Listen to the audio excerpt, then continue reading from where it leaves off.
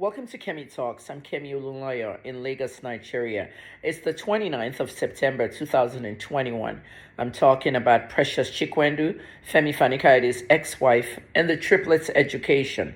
A couple of days ago, she wrote about the education of the triplets in Aragon with respect to them not going to school for a year. She thanked him for having them finally go to school, and then question the fact that other students and parents might be asking, where's their mom? Guys, it's about time that somebody tells you the truth about the story. I launched an investigation in September of 2020, a year ago, on what was going on in Fani-Kayede's house, because they said there was domestic violence involved. I interviewed people that worked there, people that have left, different people in that house. And I basically got the information I needed, including family members of Precious herself, her uncle, Oki, and her auntie, Joy, Oyemachi, both of them pastors. Joy was there to take care of Precious' late mom while she was sick. Let's face it, Joy told me that she has never seen Femi lay hands on Precious. And Precious claimed that she was beaten, which is basically totally fabricated. At the end of the day, I launched an investigation and I went to talk to both Precious and Femi. You guys saw what Precious told me. I posted the screenshots on Twitter. She said, oh, you can't investigate anything. You're family. No, I'm not. I'm a journalist, an investigative journalist. And I investigated a lot. I spoke to people who used to work there. I spoke to past, present employees, name it. Nannies, different kind of household staffs and all. Precious was abusive. Many of her staff told me she was, and many left because of their mental health. One staff member told me that if something goes wrong in that house, she punishes them by just sending them outside in the sun to stand there like a mere primary school student. I'm a little shocked. I put these videos on Facebook, Instagram, and Twitter.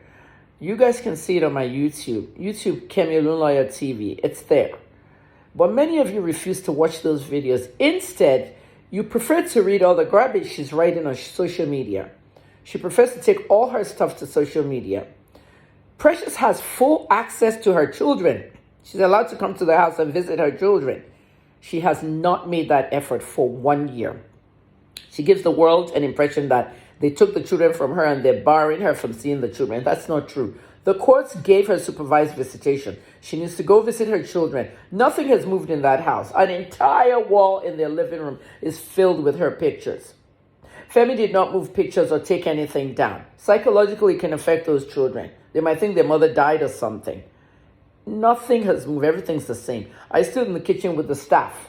When I went to Abuja, I made a surprise visit to his house. I wanted to meet Femi after 38 years, and it turned out to be the baby's birthday the next day. So I went to the house, went to the party. You saw everything. Precious did not come. Christmas, she did not come. She has ignored her children, but given the world this impression that Femi has taken her children and not given her access. That is not true. Even that judge is watching. I have the video where she ran after the children and Femi running up the steps with 4 children and Precious behind her with a set of 7 knives to stab them. I have the video. The video was sent to me by somebody in that house. It took me a while before I could give Femi that video.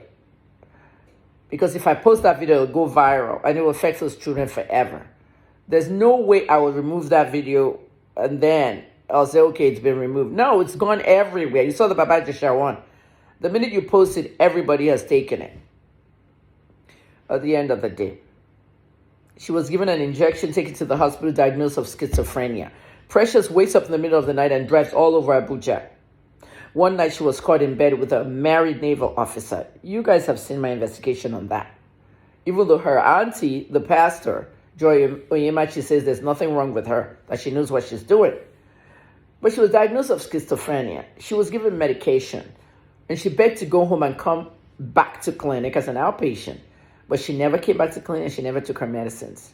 Precious is seen in private parties, orgies, men having sex, women having sex, everybody doing all this stuff. Partying in Dubai in very dark places.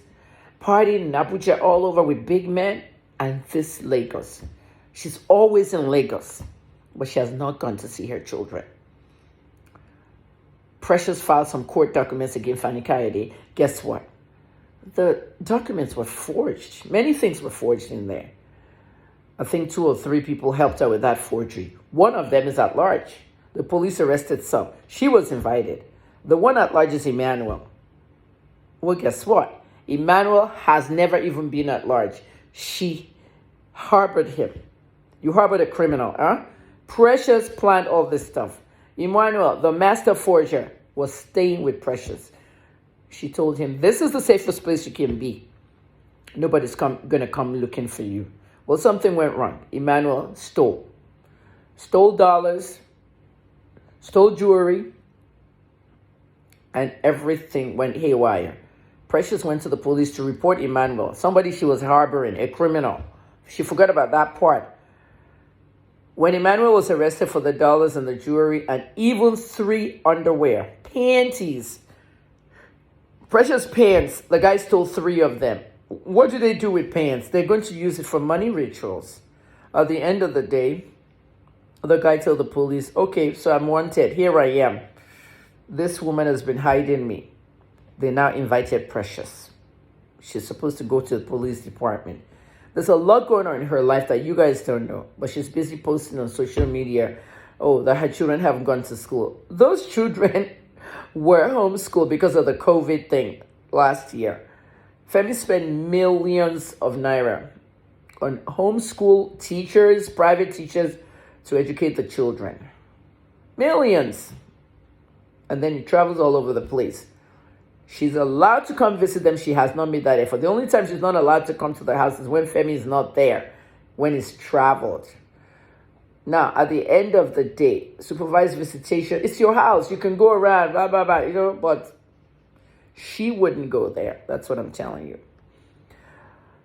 Emmanuel's case with the police now, with Precious pants, all these different things. She wouldn't post that, but that's going on. She harbored a criminal that helped her forge documents in court and defame Femi in the process. I don't work for Femi. I'm an investigative journalist. Femi happens to be my friend and childhood buddy. At the end of the day, I must tell the truth. Nobody can tell me how to do my job. You can't investigate this. Your family. That's Precious. The truth must come out. Femi is busy with repairing Nigeria. We need people who are going to repair this country.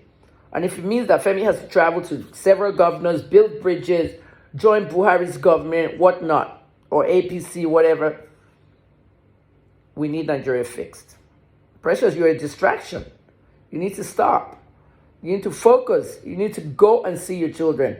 At the end of the day, what I want to say is that we're all learning from this. Don't be brainwashed. Don't sit on social media posting about, oh, Precious, let him see his child abusing Femi. It doesn't work for anybody.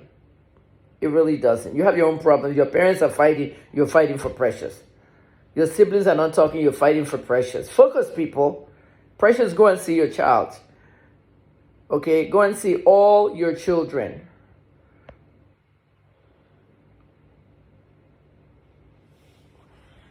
I'm Emmanuel. Thank you for watching.